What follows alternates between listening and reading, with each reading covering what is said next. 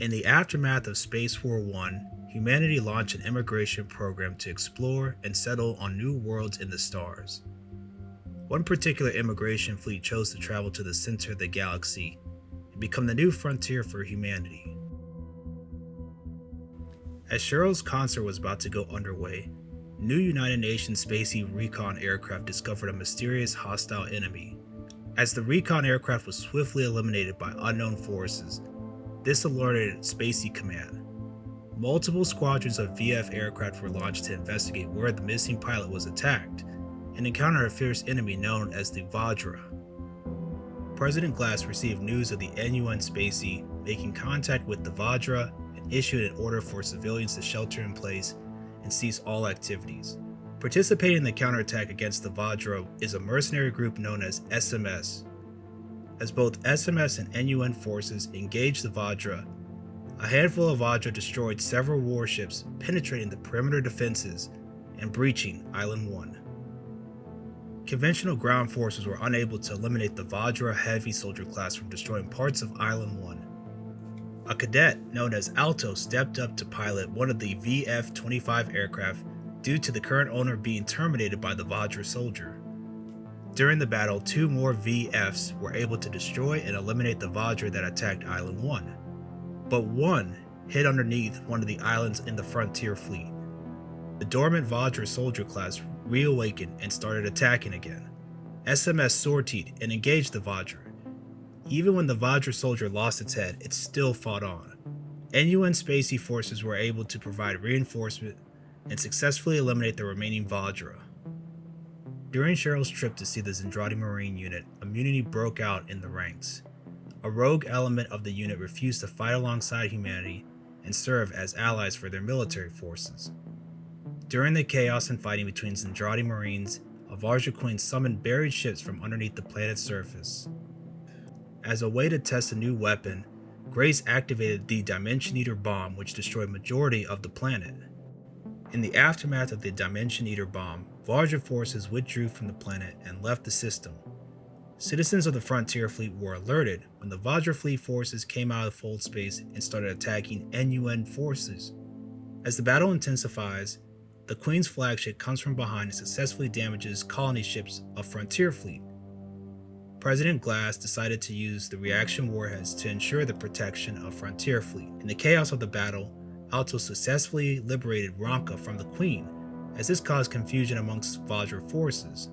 Taking advantage of the confused Vajra, the SMS-class Macross ship fired its cannon, eliminating the Vajra Queen ship as the NUN Spacey forces mopped up the remaining forces. The NUN knew Ronka's connection with the Vajra could help them succeed at defeating them. Due to several Vajra larvae hiding inside Island 1, they evolved and started attacking the population. When Ronka tried singing, several Vajra became aggressive and hostile to humans. More Vajra came through fold space and attacked the Frontier Fleet, providing reinforcements to the Vajra in Island 1. As Alto and Michelle were attempting to fend off attacks from the Vajra and buy Klon time to return to her Zentradi form, Michelle tried to protect Klon and give her enough time, but one of the Vajra took Michelle's life as he floated into the void. To eliminate Vajra forces, Ronka lured them to Island 3 by singing, and the full bomb was detonated, swallowing up the remaining forces. Frontier Fleet had numerous losses, but during the battle, an opportunist sought to eliminate President Glass. His own chief of staff, Mishima, assassinated him, seizing power for himself and becoming the new president of Frontier Fleet. President Mishima issued an order to SMS by having them incorporated into the NUN Spacey forces, or be dissolved. SMS military forces disappeared and did not respond to the president's new orders. Luca discovered that the bacteria found in the Vajra are transmissible by body fluids, and infections are rare. If the bacteria from the Vajra reaches the brain, it can be fatal, ending that person's life. What was found in the NUN reports is the Vajra do not have a brain. Instead, they communicate through the intestines, allowing them to emit fold waves to expand their network. They can expand their network to encompass an entire swarm and operate as a single organism. Vajra are compared to honeybees of Earth, do not require a language to communicate.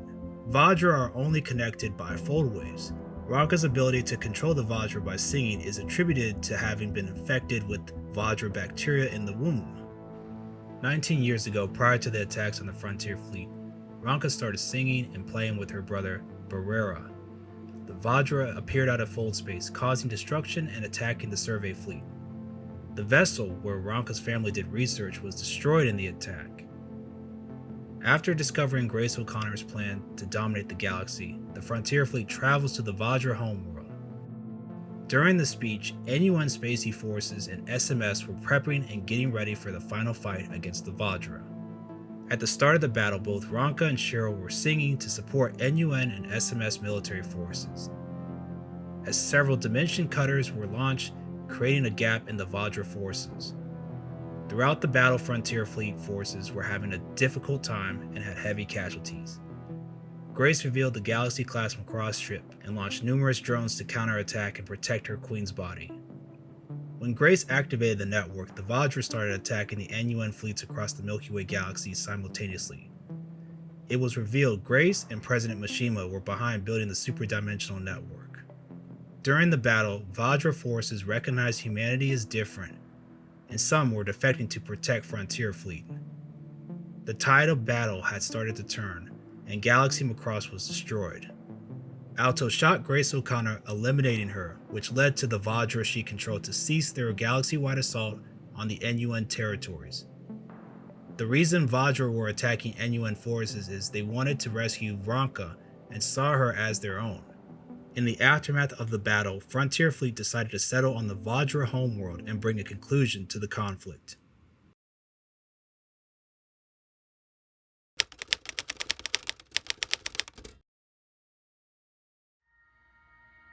The Vajra do not have a traditional government like the new United Nations and other government entities we see in anime. They don't have a governing body or government structure. Instead, they are similar to a bee's hierarchy, but do not have a clear chain of command. I would classify this as a hierarchical hive mind since there are various classes of Vajra, especially the soldier classes. At the top, you have a queen, or if you're Grace, the queen herself. The queen is in charge of a hive or several hives. They use fold waves to communicate over vast distances, giving them instant communication with other Vajra. Below the queen is various soldier classes. The soldiers are the muscle, the protectors, and enforcers of the Vajra. They protect the hives, and if one of them is in danger, the Vajra become aggressive and attack. There are different types of soldiers within the Vajra hive, as they range from mobile to super heavy class. I will go further into this in the military section. They also mate with other Vajra from different galaxies as well. As for ideology, there isn't one. All we know is when the Vajra feels threatened, they attack and try to eliminate their enemies thoroughly. It's a hive mind hierarchy that responds to a queen's orders. Toward the end of the series, Grace O'Connor wanted to use and control the Vajra, even claiming to have power of the universe at their disposal. However, she helped create a galaxy-spanning super-synchronized cerebration network. This network is galaxy-wide. It could unify the galaxy. The terminal node gives priority to allow the person who initiates it to have absolute authority over others throughout the galaxy, allowing them to rule it. It was known as the superdimensional network. Essentially, it will allow Grace to ascend and become an overmind, as she would use the Vajra to control all of humanity as well as other species in the galaxy, thus making Grace's rule unstoppable and unchecked across the galaxy. Numerous species would have to choose between servitude or death. We don't know the exact size of the Vajra's territory or the scale of it, but since they are an ancient species to the Milky Way galaxy, they have hives and ships buried on planets, demonstrating at one point prior to the events of Macross, they had parts of the Milky Way galaxy under their control. When unified, there seem to be different hives throughout the Milky Way, as seen in episode 25 of Macross Frontier when Grace took control of the hive network. So I will place it in the unknown category. I will add they do have intergalactic capabilities, as mentioned toward the end of Macross Frontier. They mingle with other hives or Vajra in different galaxies.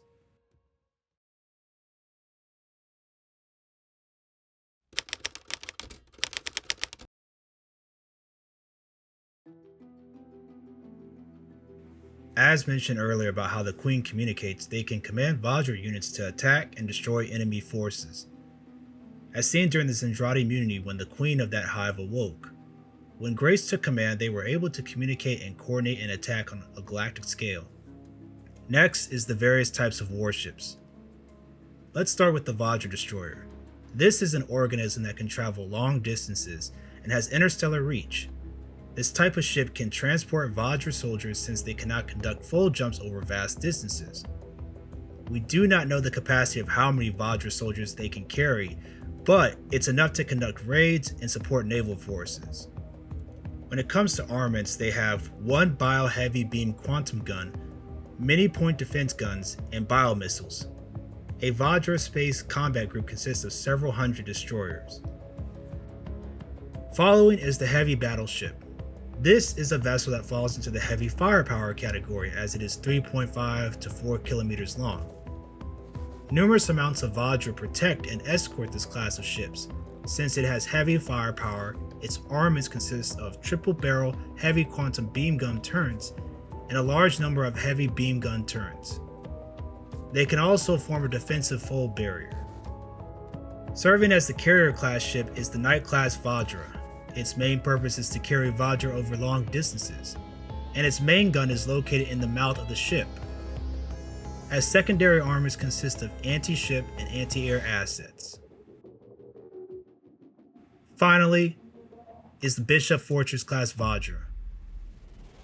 It is approximately 10 kilometers to 20 kilometers in length and is a nest for Vajra Semi-Queen.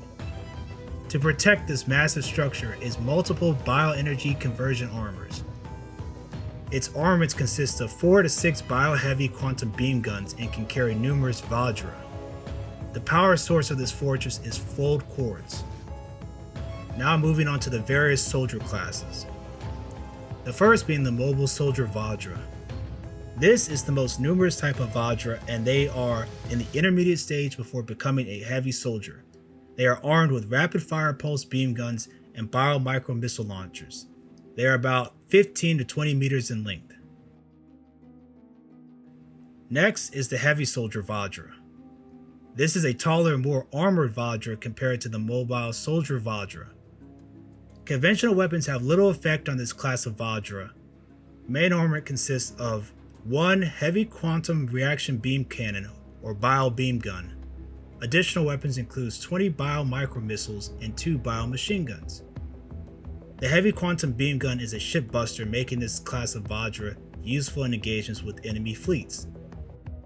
The following two are more specialized classes and are seen in Macross Frontier movies. The first being the Super Heavy Vajra class. It is a heavy combat unit and usually guards the Vajra nest. Main armament consists of heavy quantum beam turret, which has 3 cruiser class beam guns.